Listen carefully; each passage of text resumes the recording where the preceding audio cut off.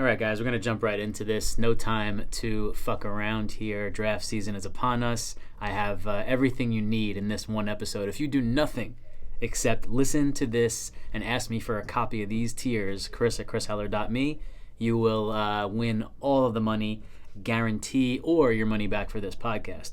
So we're going to run through it pretty quick. Don't have a real plan other than read through my tiers as they are currently written and provide some commentary as we go. My two remaining drafts are next Wednesday and next Friday, so a week away. So some of these things may tinker a little bit before then with some news or feelings or whatever may pop up, but for the most part, we are mostly good to go. Let's start with the running backs. Tier 1, McCaffrey, Kamara, and Saquon Barkley. I can't see anyone really. Not much to see here, guys. This is pretty obvious. Unless Ezekiel Elliott signs in the next couple of days and you make this a top 4, great. If not, we move down to Tier 2, where Zeke and David Johnson. David Johnson, with this Arizona offense, has climbed back into the elite. I think he's a clear 5th, just because of the potential implosion with a rookie quarterback and rookie coach there in Arizona with a shitty offensive line. But remember that even last year, and what a dumpster fire that was, David Johnson was still pretty decent. Not for David Johnson type levels, but good enough. Tier 3. This is where it gets interesting, right? I think everyone has these same top 5, but now people have varied opinions on this next group, or the next 2 groups even, the way I have it split up. My Tier 3 is Nick Chubb, Dalvin Cook, Damian Williams, and James Conner. And I just want to point out that the way I just said it, those 4 in that order, doesn't necessarily mean that's the order I like them in or will draft them in. That can change very easily. What it really comes down to is just a way to differentiate where I see the breaks are. So, like, if I'm picking early in round 2, whether it's Cook or Damian or Chubb or Connor, it doesn't really matter to me. It's like whoever is left from that tier, I'm okay taking because I all think they're in a similar position. The Damian Williams thing, I just want to point out for a minute. I understand the risk, and he's been all over the board, right? He kind of jumped up to maybe a first-round pick, then after the news, his injury, and first it was Carlos Hyde getting some run, then Darwin Thompson is everybody's darling. Even Darrell Williams came in for a goal line carry, and that bumped Damian down to a round 3 type of pick, where it seems like a massive home run for me, if that's still where he is in your league. Then Mahomes dropped a present in his hand, and he took it 62 yards to the house in game 3, and now people are more excited again. I'm way in the camp of the latter. If I can get potentially the lead back on this potentially historic offense, I am taking my shot there, and I'm thinking like as early as the back end of round 1, I'm willing to take Damian Williams. Just what if his name was Kareem Hunt?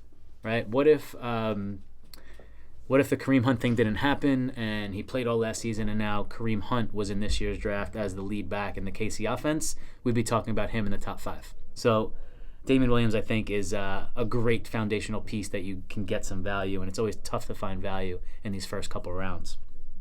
Tier 4, Joe Mixon, Aaron Jones, Le'Veon Bell, Devontae Freeman, Todd Gurley, Melvin Gordon.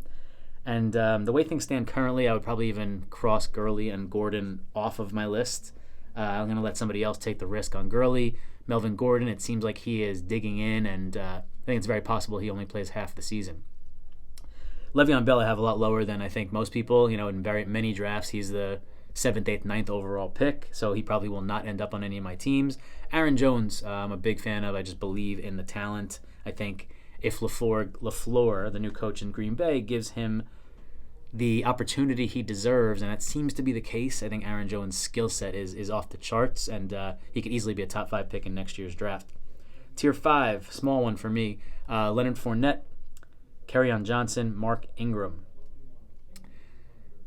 I probably don't see myself drafting any of these guys. They're mid to late 3rd, early 4th round pick with Ingram.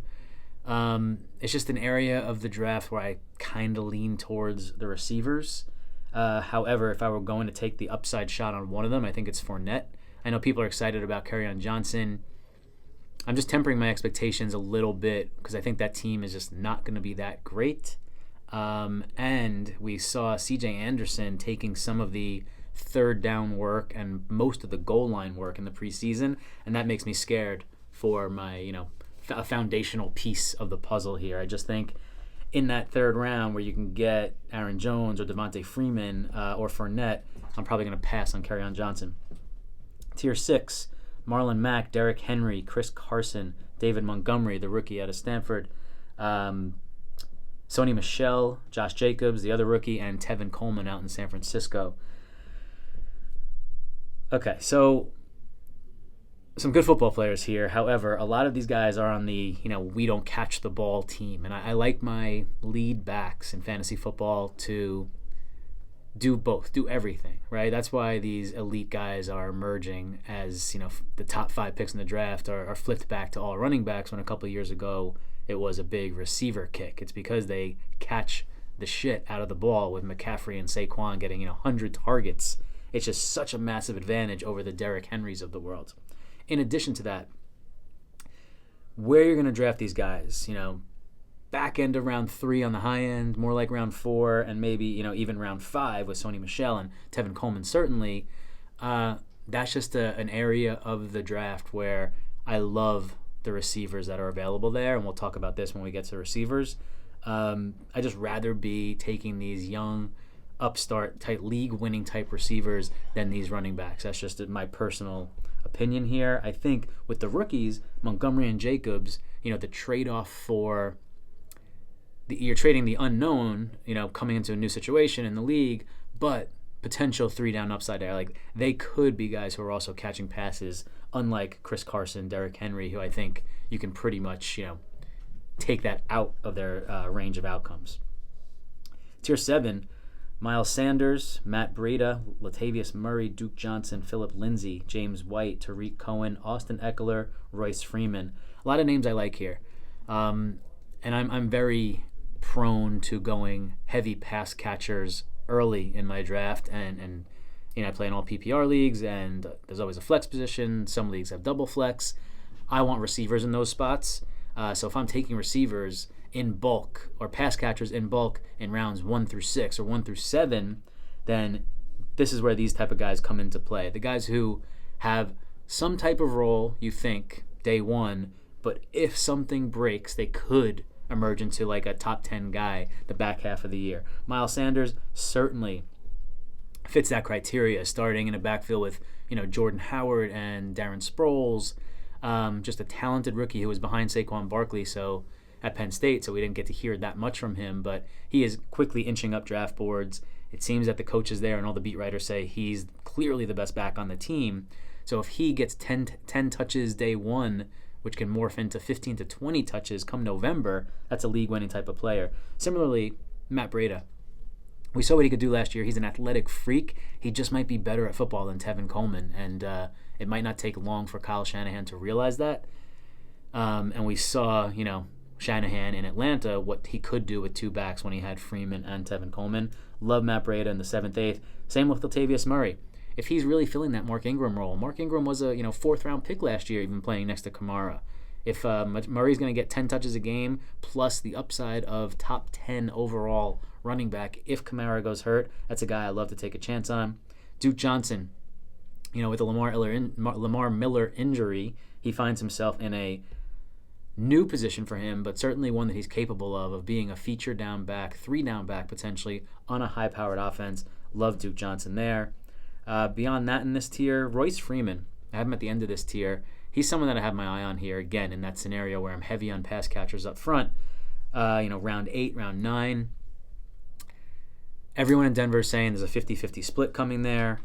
And I think we just forget how good Royce Freeman was in college. He was a monster, and he had a high ankle sprain at the beginning of last year, which gave Phillip Lindsay the opening. Phillip Lindsay clearly took it and ran with it, literally and figuratively, and he's a fantastic ball player, but I think they want Royce Freeman to be more of that traditional early down grinder who can also catch passes, and there's a lot of upside there, and Lindsay is certainly not, he's kind of a brittle, small type of player, so I like Freeman there. Tier 8, some sneaky young upside guys here with Tony Pollard, Darwin Thompson, who we talked about before when mentioning Damian Williams, Kenyon Drake, Justice Hill, Darrell Henderson, Chris Thompson, Justin Jackson, Rashad Penny. So Pollard is everybody's darling as Zeke is chilling in Cabo. Keep an eye on the situation, guys. I don't know when you're drafting, but if Zeke is still not in camp, then Pollard should be a priority. Like, if he gets that role for any amount of time, he's a top 10 guy. Like, we've seen what he's done. He's explosive. He can run through the tackles. He can take it outside. He can do everything. Darwin Thompson, similarly to Damian Williams, if you don't believe what I do about Damian Williams, and or if you believe Carlos Hyde is going to get cut and Darwin Thompson is going to be, the clear backup to Damian and is going to start off getting 6 to 8 touches, some gadget plays on this explosive offense, then he's certainly a worthwhile pick with major upside. Kenyon Drake, I think the early injury has pushed me to like him a little more than I did beforehand. 4th, 5th round, way too expensive. Now 7th, 8th, 9th round, maybe willing to take a shot as the pass catching back in a team that is going to need to throw a ton.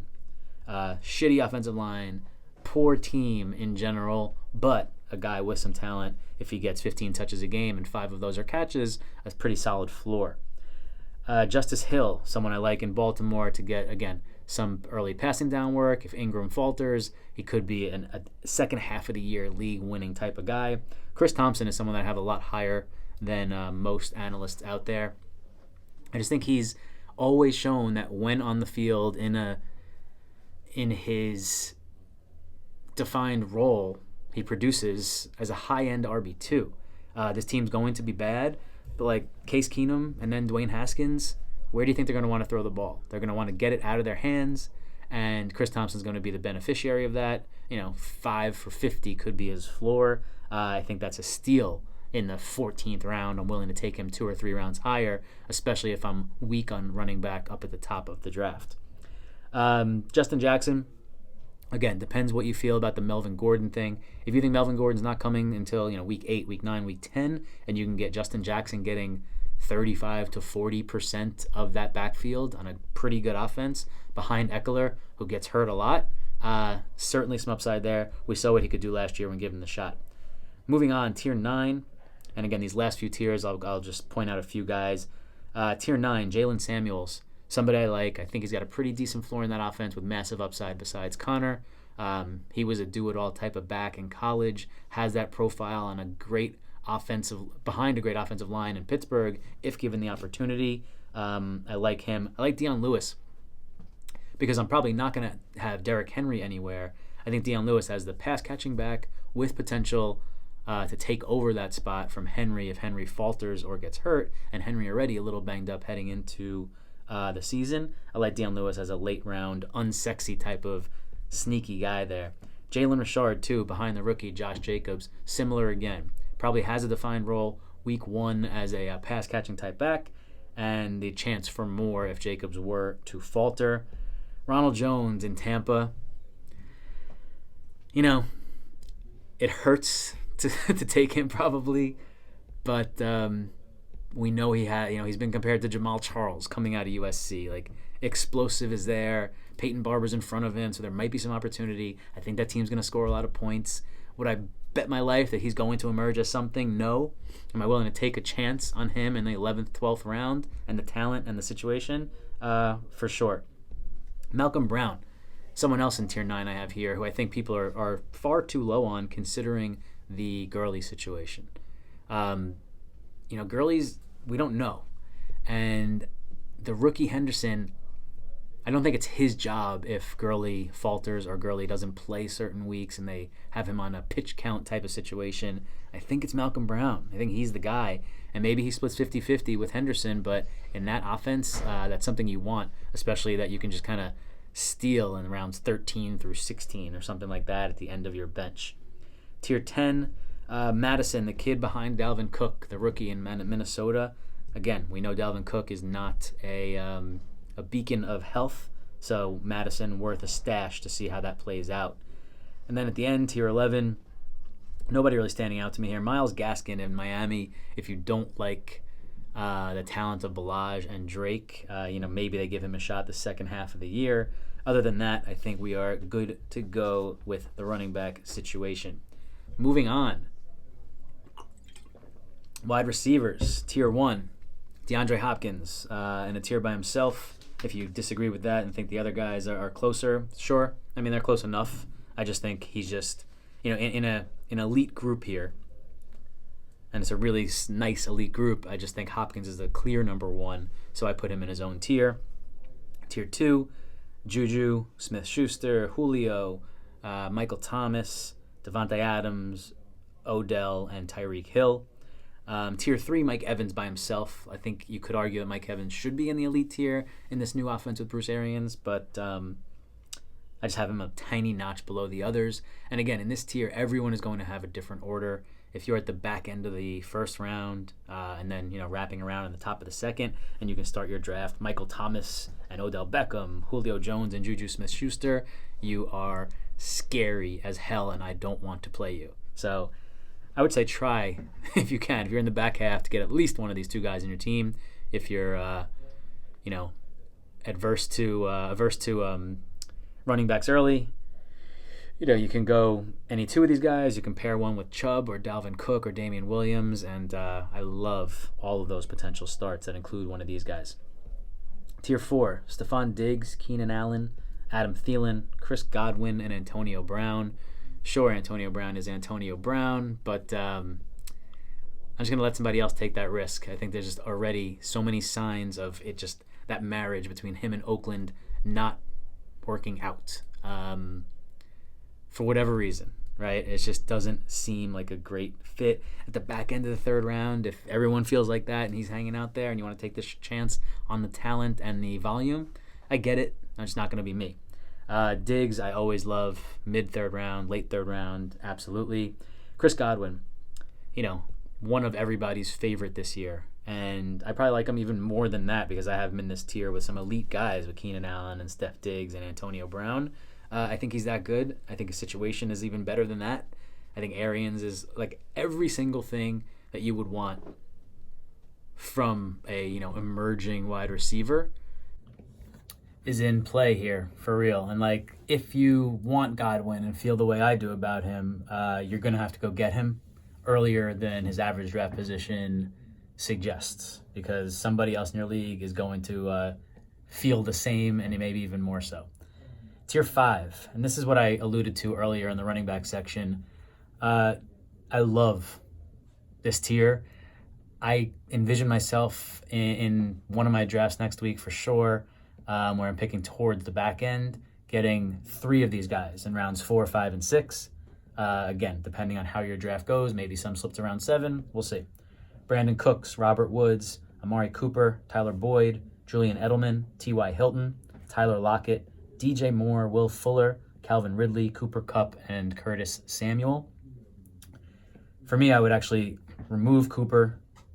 He's still his talent puts him in this in this tier. However, a lot of people probably have him in the tier above with Diggs and Allen. I don't. So I'm probably not going to have Amari Cooper on any of my teams. I'm probably not going to have Julian Edelman from this group. Other than that, though, and I probably won't have Tyler Lockett just because I like these young, exciting DJ Moore, Calvin Ridley types. I love Robert Woods. I love Cooper Kupp. T.Y. Hilton's interesting now with Andrew Luck out of the mix. Don't cross him off your board. He's a fantastic football player. Had an amazing summer with Jacoby Brissett actually being the one throwing him the ball. And I don't know. Like, if he's just sitting around there at the back end of the 4th, beginning of the 5th, I think Jacoby Brissett with this offense all summer, being on this team now for a couple of years, it's different than when he came in 2017. Plus, he has Frank Reich, who seems to be a great coach. Plus, he's an ex-quarterback. I just think like this offense, especially T.Y., might not take the hit that they think is coming. But any of the Rams receivers, I'm certainly into. Cooper Kupp probably being the cheapest, so he might be the best value there. DJ Moore, sky's the limit, just a superstar in waiting. And his teammate, Curtis Samuel, I'm willing to pull him, around early, let's say, because I think there might be some Tyreek Hill potential in him and that offense. I love Carolina in general. Will Fuller, always one of my favorites. If you listen to me, the only thing standing between him and stardom is health. All reports thus far seem to be positive about that and Fuller. And Calvin Ridley, opposite Julio. We saw what he did last year. Obviously, he's probably not going to score touchdowns at that rate, but he has the pedigree, the ability, and playing in an offense where he can certainly emerge as a top 20 guy this year. It wouldn't surprise me if Julio and Ridley are both, top 15 guys come the end of the year, similar to Mike Evans and Godwin. That type of offensive upside from both of these squads. Tier 6, Allen Robinson, A.J. Green, Josh Gordon, Jarvis Landry, Sammy Watkins, Kenny Golladay, Mike Williams, and Christian Kirk. I like this group too. So if you went running back a little earlier and missed out on one of the other guys that we talked about thus far, and you're getting the back end of your receiving core has one of these dudes, I'm totally down with that. A.J. Green scares me right now. Obviously, the pedigree and the talent is outstanding. But the injury, and when they went inside his leg, they thought, oh, wow, this is even worse than we thought. He's already reported not to be back till at least week 3. And he's 30. He's on the wrong side of the age mountain. If he's hanging around in the 7th round and I already have 4 starting receivers that I feel good about, sure. But I'm probably, rather in that zone, take one of these other guys, Sammy Watkins or Jarvis Landry, guys that I know are going to be on the field day one that I think have, not A.J. Green type upside, but ballpark, right? I'm probably going to pass on A.J. Sammy Watkins, you want a piece of the KC offense. When he was healthy last year, he was a wide receiver too. Mike Williams out in San Diego or L.A., keep mixing that one up. The thing for Williams with me, I think if he hits pretty big, right? Like his TD rate is unsustainable as well, but high pedigree, has the physical acumen that you want from a top-notch wide receiver. High draft capital. He was a top 10 pick, 7th overall, I believe, a couple of years back. And Rivers, obviously, knows how to sling it. So I think Williams' upside is pretty big. Certainly a risk I'm willing to take in round 6. Christian Kirk as potentially Kyler Murray's favorite receiver in this air raid offense. If that offense hits, Kirk is a sneaky candidate for 95, 100 receptions. Fitzgerald is, we'll talk about him in a minute too. I like his value also because you can get him a couple rounds later, but Kirk certainly has some upside there. And Josh Gordon, all over the draft boards depending on what your league mates think. Again, if I have my guys set, he's certainly someone I'm willing to take a risk on. The talent, the offense, Brady. We saw what he did last year in limited time. And, the upside's still there. Don't expect 2013, whatever year it was, where he had one of the best seasons of all time. I don't expect that to be his ceiling, but a high-end wide receiver, too, is certainly well within the range of outcomes. Tier 7, Corey Davis, D.D. Westbrook, Marquez Valdez Scantling, Geronimo Allison, Dante Pettis, Marvin Jones, Alshon Jeffrey, Robbie Anderson, Larry Fitzgerald, and Kiki Kuti. Maybe I should just spend the rest of the episode saying Kiki Kuti. Kiki Kuti. Anyway, Corey Davis, not willing to give up on him just yet. 25% snap share, target share last year, something absurd. And we saw him have those games where the talent jumped off the screen. We were like, this is a wide receiver 1 in this league. What's the problem? And it might be Mariota. It might be the offense wanting to be this, tough, rugged, ground and pound type. Just if the offense clicks a little bit, I think Corey Davis has wide receiver 2 upside. D.D. Westbrook is the one I think emerges in this Jacksonville offense with Nick Foles. I like him in round 7, 8 as a solid wide receiver 3 with some upside.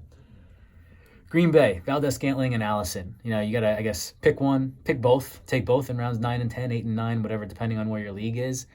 One of them, at least, will be playable every week, maybe both. So I'm certainly willing to roster each of those guys. Dante Pettis is an interesting one for me right now because all the reports were that Shanahan has been, for lack of a better word, talking shit about him in camp. And, he's not ready. He's not doing his thing. We expected more. We saw what he did last year with Nick Mullins in the, last, let's say, 4 to 6 weeks of the season. And everyone talks about Kyle Shanahan with the running backs. But what I haven't heard is, if you recall, one of the things with Shanahan used to be that X receiver. First it was Julio. Then it was Pierre Garçon. He targets the shit out of these people. And maybe George Kittle takes some of the thunder away. But, like, I think Dante Pettis is getting lost in that first to second year wide receiver breakout that everybody loves. I think he's getting a little lost in the shuffle there, and I'm willing to bet on that offense and Shanahan that Pettis is the true wide receiver one on that squad. It doesn't mean he's going to be a top 20, top 15 guy, but certainly playable as a pretty high-end wide receiver 3 every week. I'm going to pass on Alshon Jeffrey. I'm going to pass on Robbie Anderson. Marvin Jones, I'm going to pass on him too, but we didn't talk about him in the last tier about my man Kenny Golladay, who unfortunately I just don't feel good about Detroit this year, or especially about their pass offense, that I'm going to be passing on Kenny Golladay, even though I think he is an elite specimen at the wide receiver position. And Marvin Jones, you can get 3-4 rounds later, and their profiles are not that different. So if you're going to take a Detroit Lion receiver, I think the value is in Marvin Jones instead of Kenny Golladay. Tier 8, Cortland Sutton, Sterling Shepard, Michael Gallup, Anthony Miller, Deshaun Jackson, John Brown, Deebo Samuel, Golden Tate, James Washington, Mecole Hardman, and Smith. So again, we're going to run through these last ones pretty quick. Just point out a couple dudes that I think have some upside here. Michael Gallup, I like this offense. I believe in the Kellen Moore hype. I believe in Dak Prescott to start throwing the ball downfield more. I don't fully believe in Amari Cooper. So who else is there really? I think Gallup has a potential to really be a sneaky dude that we don't see coming right now. And I'd like to roster him on the back end of many of my teams.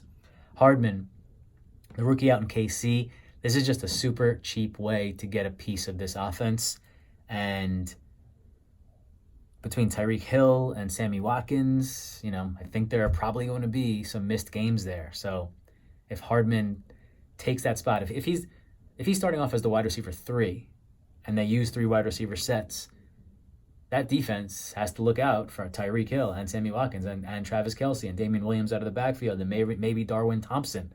They got this 4-3 speedster that no one's really focusing on. I see some touchdowns in this kid's future with the upside of being an every down player if one of those aforementioned wide receivers were to get hurt.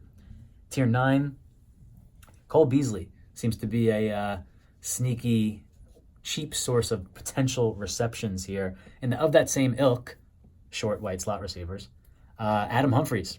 I read something about him yesterday from one of my main resources that got me excited a little bit about Adam Humphries. I know those two you don't think that adjective is used to describe Adam Humphries. Is that an adjective? but anyway, I'm excited a little bit about Adam Humphries as a dart throw, as a cheap source of 80 catches in this Tennessee offense, with Mariota wanting to get the ball out of his hands. And then tier 10, this is only for very, very deep rosters. McLaurin, I think he could take the wide receiver 1 job in Washington. That's really all I got for you there. Rashard Higgins as a dart throw in Cleveland. Same respect, where if Landry or Beckham were to go down, I think he can move into an every down role in a high-powered offense with Baker Mayfield.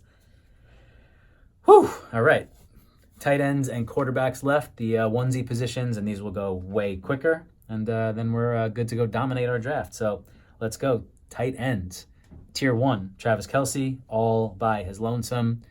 Clear step ahead of the tier 2 guys, Kittle and Ertz. People talk about this elite 3. I think it's an elite 1. I think it's a very good next 2, but I think it's an awesome and exciting next 3 in O.J. Howard, Evan Engram, and Hunter Henry in tier 3. And I'm starting to feel that Kittle and Ertz are closer to Howard, Ingram, and Henry than they are to Kelce. Kelce for me is a first-round pick in most formats, certainly in one of the leagues I play in where it's tight end premium. I'm probably going to be passing on Kittle and Ertz because I like this next section of Howard, Ingram, and Henry almost as much that I can get 2 rounds later. Tier 4, Jared Cook, David Njoku.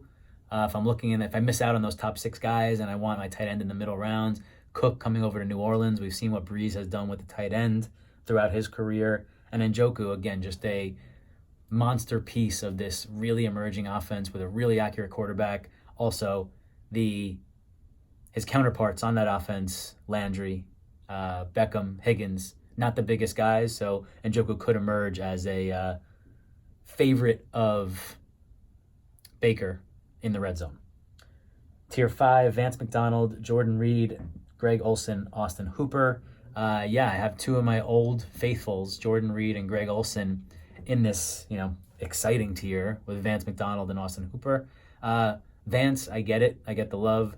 Vacated targets in Pittsburgh. Where are they going to go? We've seen Vance McDonald produce at a high level when on the field. If he's your guy, go get him. I'm not going to fight you. Austin Hooper, again, similar in a high-powered offense. We think Atlanta is going to throw the shit out of the ball this year. And, a concentration of targets with Julio, Ridley, a little bit of Sanu, but Hooper can certainly provide value here. I personally, 5 rounds later, would like Jordan Reed or Greg Olsen, both similar in been around the block for a little bit, high pedigree guys. Reed in the sense of, I think the wide receiver core in Washington stinks, and tight ends are very often a young, new, inexperienced, scared quarterback's favorite, close to the line of scrimmage. So I think Reed has a chance to catch a lot of balls, similar to the Chris Thompson rationalization. And Olsen, I love the Carolina offense, as I mentioned before. And with the two speedsters and talent outside with Samuel and Moore, McCaffrey in the background, Olsen in that middle of the field, we know Cam trusts him. And if healthy, I think Olsen could be super sneaky value late in the tight end range.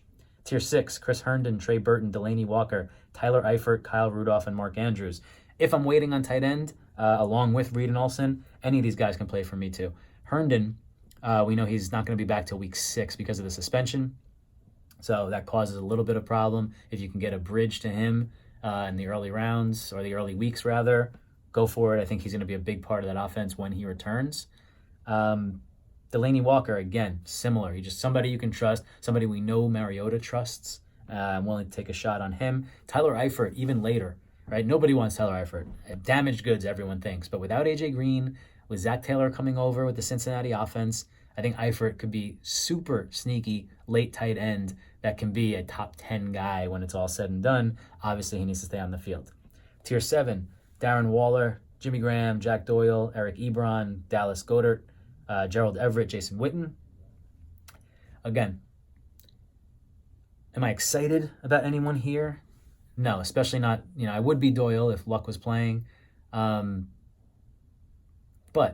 if I'm totally going to punt tight end position, and in 2 of my last 5 picks, I'm going to take Tyler Eifert and Jason Witten, or Darren Waller as some upside play to fill Jared Cook's role in Oakland with Kyle Rudolph. I'm willing to go that route if I don't get any of the top guys for sure.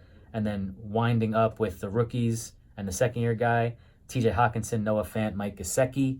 Not that excited about any, but willing to give them, an early round tryout if I'm weak at tight end to see how they fit into their schemes, to their team's early schemes in the season, to know if they're going to follow the traditional path of the young tight end where they don't really produce for fantasy, or they're going to emerge as one of the featured guys in their offenses. Finally, quarterbacks, which we all know don't really matter in fantasy football. I'll give you my tiers, but at the same time, my thinking around quarterbacks. There are so many playable guys that you want to wait, and then you want to wait, and then you want to wait some more. And then when you think, I should take this guy, no, you should probably wait another round or 2. That's how ridiculous it is. If you're in a 12-team league and you told me all 11 other teams have 2 quarterbacks before I take my first, I'm okay with that. Like that's how ridiculous it is. I'll stream it. I'll figure it out. I'll play matchups. You give me quarterbacks 23 and 24. It could be Andy Dalton and Matt Stafford. It could be Garoppolo and Darnold. I can go to war with that, knowing that while those guys were taking their QBs in rounds 8, 11, 13, whatever, I was stashing Darwin Thompson and Chris Thompson and Michael Gallup. Much rather have that with weaker quarterbacks, quote unquote, than go for one of the top guys. That being said, Tier 1, it's Mahomes and it's Deshaun Watson. I think Watson, obviously Mahomes is a no-brainer. I think Watson has ridiculous upside this year in that offense. Can do it both with the arm and the foot, and the legs, rather. Tier 2, Lamar Jackson, Matt Ryan, Aaron Rodgers, and Cam Newton. Obviously, Lamar Jackson is hold up. I feel like Lamar Jackson is a top 5 guy that you can get in round 12. League winning upside for Lamar Jackson. It's just that thing where rushing quarterbacks always, for fantasy purposes, just are on a different level. They're playing a different game, and their value is, it's like an extra touchdown pass what Lamar Jackson's going to do on the ground at his floor. And we saw what he did last year in the last 7 games, he could average 80 yards a game rushing. Like, he could be a running back and a quarterback in the same body. I think there's this major upside there. He would be someone that I might be willing to pull the trigger on. Cam Newton as well. I've talked, ad nauseum here about the Carolina offense. If those things click and Norv Turner lets it go, I think Cam Newton could be, a top 3 QB when it's all said and done. Tier 3, Baker Mayfield, Kyler Murray, Dak Prescott, Jameis Winston, Jared Goff. Again, guys in offenses that I think are going to excel this year. I'm not going to reach for any of them, but, there are a lot of guys from Tier 4 who are going to be picked ahead of my guys from Tier 3, which is great. Whether in Tier 4 it's Russell Wilson or Roethlisberger, Breeze, Rivers, the names. Give me Dak, give me Winston, give me Goff. I'll take those guys in high-powered offenses with superstar talent around them. Over the Tier 4 guys, Russ, Roethlisberger, Wentz, Breeze, Brady, Josh Allen, Phillip Rivers, Kirk Cousins. Again, any of these guys can play for me. Give me Cousins and Rivers, and I'll go to war with them. No problem. If you want to stream quarterbacks and just play matchups every week, I have no problem with that. Just don't overthink it. Unless you're in a super flex league or a 2QB league, which many are becoming, which makes sense because of this idea that quarterbacks are so abundant, then you need to think more about these guys. But even then, even in my 2QB league, like I said, give me Dalton and Darnold, and I'll beat you on the ground and in the air, and they'll be totally serviceable. So don't overthink it. Tier 4, Garoppolo, Darnold, Dalton, Trubisky, Stafford. Tier 5, Carr, Foles, Mariota, Flacco, and Eli. There you go. I'm ready to hop on the field right now. Anyone out there want to go play some flag football in the park? Hit me up. I'm available. I'm ready. Football season is here. Let's go to work, guys. Again, remember, if you want a copy of these things or you just want to talk about anything about your league, any questions, I love to talk fantasy football whenever possible. So feel free to hit me up, chris@chrisheller.me. My website, chrisheller.me. Facebook, you'll find me. Instagram, you'll find me. Just do your thing. Let's go. Football season. Ready.